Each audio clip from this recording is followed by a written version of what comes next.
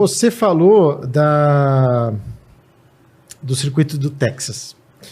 E eu me lembro de uma passagem lá da Indy em que vocês tiveram que cancelar a corrida. Vocês estavam batendo 400 por hora e havia relatos, rumores de que estava rolando um blackout, que alguns pilotos podiam ter um apagão. O que você se lembra daquele fim de semana? Quais eram as exigências físicas que vocês tinham naquela pista? E por que não foi possível realizar a corrida? Não, lembro de tudo. O que aconteceu? Quando a gente chegou... Quando eles foram testar lá no Texas com o carro da Indy, enfim, voltando de novo alguns 20 anos para trás, né? Tinha o IRL e o carro da kart. O carro da kart era bem mais rápido que o carro da outra liga.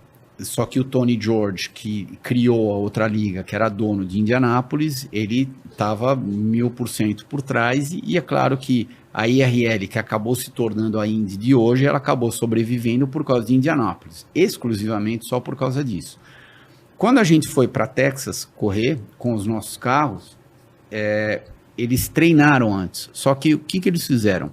Eles davam, sei lá, 3, 4, 5 voltas, e daí paravam no box. Arrumava o carro, saía de novo.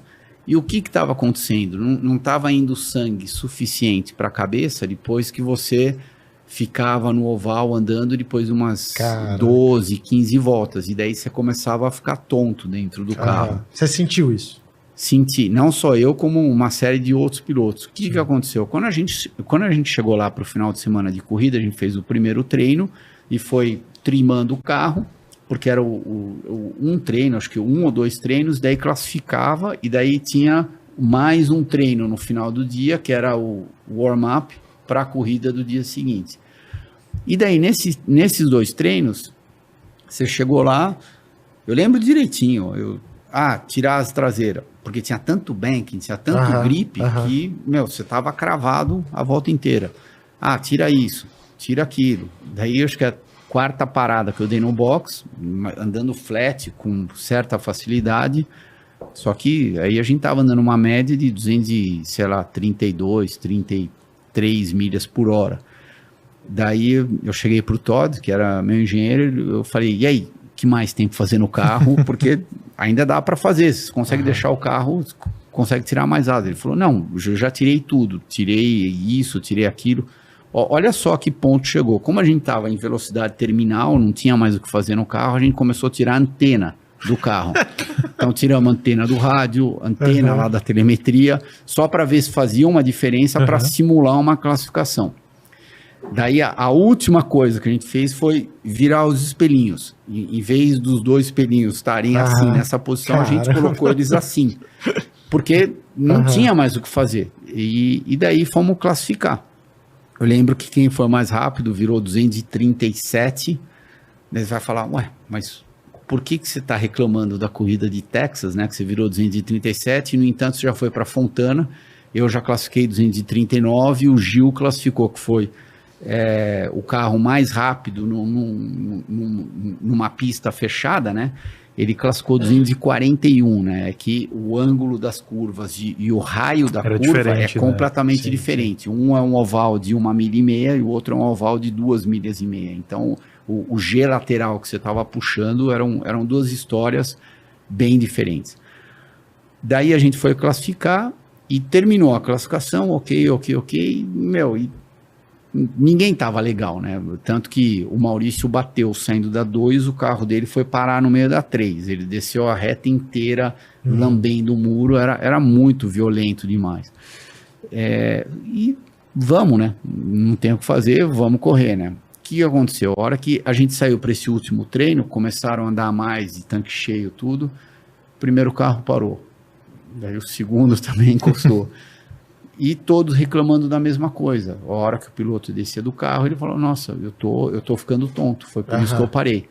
A hora que aconteceu isso com, sei lá, o 8º, 9º piloto, daí eles pararam tudo. Daí a gente se reuniu e a gente tentou entender o que estava acontecendo. Ligaram para a NASA, isso daí não é papo não é meme, né? Podcast, nada. Ligaram para tentar entender o que estava acontecendo com a gente. Daí a gente passou todos os dados técnicos, né? Quanto que o carro chegava no final da reta, raio da curva, G lateral que a gente estava puxando, depois inclinação da pista, e daí os caras da NASA, inclusive, voltaram algumas horas depois e falaram, ó, o que está acontecendo é muito claro, não está indo sangue suficiente depois de X voltas, então os pilotos estão ficando tontos.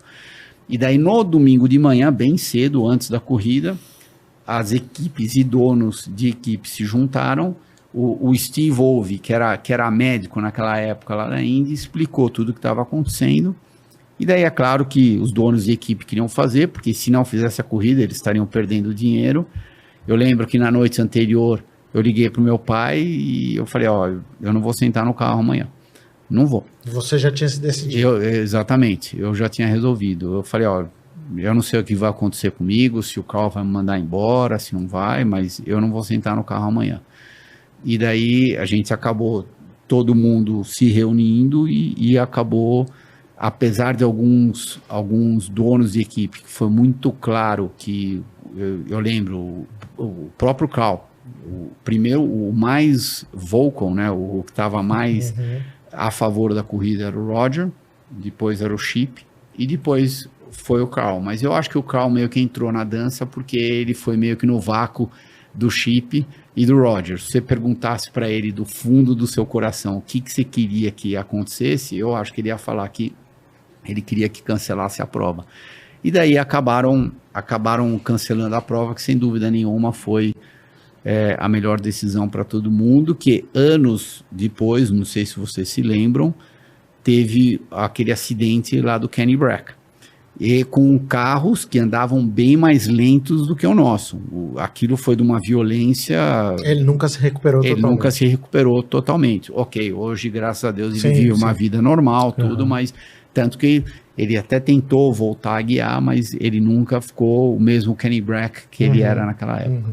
Não, e daí tava naquela situação de IRL, kart, qual das duas que vai sobreviver, que a gente sabia que uma das duas, as duas não iam existir. Uma das duas ia terminar. Então, voltando a isso que você acabou de comentar, Thiago, era muito importante aquela corrida. A gente fazer aquela corrida, a gente tentar entregar o show, porque se a gente não fizesse aquela corrida, não ia ser legal para a categoria. Como não foi, né? Porque aquilo foi 2001, eu acho que foi uma flechada bem grande no peito. Daí 2002, quando eu, coincidentemente, fiz a minha última corrida de Indy, no final do ano, eu contei naquele ano, acho que foram 7 pilotos que foram embora da categoria, sendo que nenhum deles foi mandado embora. A Penske saiu, né? A Penske saiu, exatamente. 7 ou 9 pilotos. E nenhum deles foi mandado embora de nenhuma. Todos foram tentar outras categorias, entendeu? Mas e daí aquilo já deu uma conotação de uma Indy bem mais fraca, né? Eles tentaram ainda fazer várias coisas, acabaram até vindo 2 anos depois, eu acho que com um carro bem mais rápido, um carro que quando você olhava para o carro era legal pra caramba, até parecia um carro de Fórmula 1. Foram correr na Europa. Foram correr na Europa, só que depois daquele ano em diante foi ficando cada vez mais fraco, até o dia que eles realmente tiveram que fechar as portas.